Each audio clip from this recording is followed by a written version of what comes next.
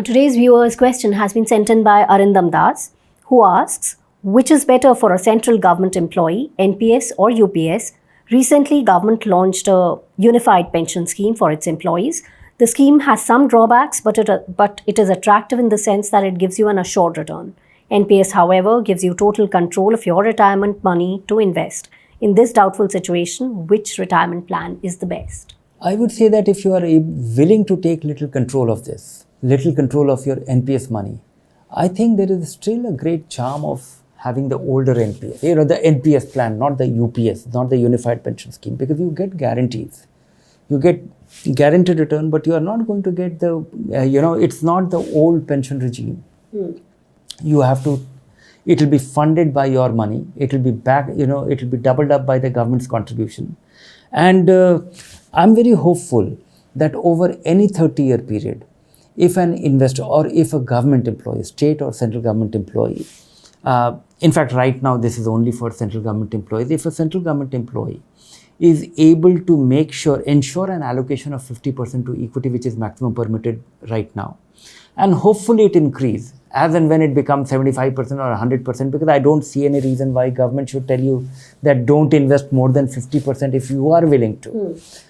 So if you are able to increase your equity allocation, going by what equity, and the government is backing it with matching contribution, the total accumulation for anybody with 50% allocation to equity will be so handsome over the next 10-20 years. But that is my optimism. There are people who are conservative, and there are people who will be not used to it. They will not be used to the ups and downs of equity. They will not have that understanding. So if you are writing to us, I would assume that you are in the if not top quartile, you are in the top half of financial literacy. Second is that if you are asking this question for a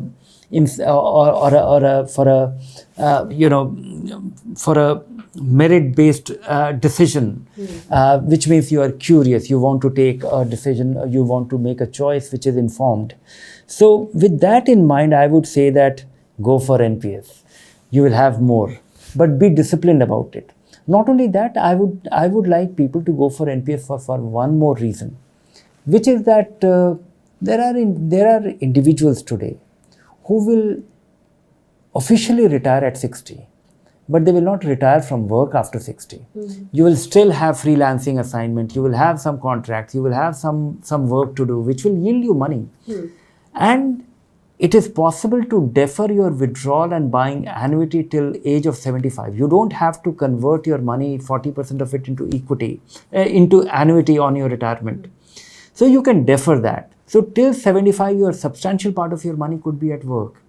Could be at work with the most efficient or the lowest cost fund management available in this country. We are also getting some interesting alterations or modifications to NPS plans. Now you have alternatives and there is relatively new, but they are evolving. So cost advantage, diversification, equity, you have to make an informed choice. You have to make a choice based on your taste and your risk tolerance. But if I had to make a choice for myself, and if I was 30-year-old or if I was 35-year-old, I'll go for NPS.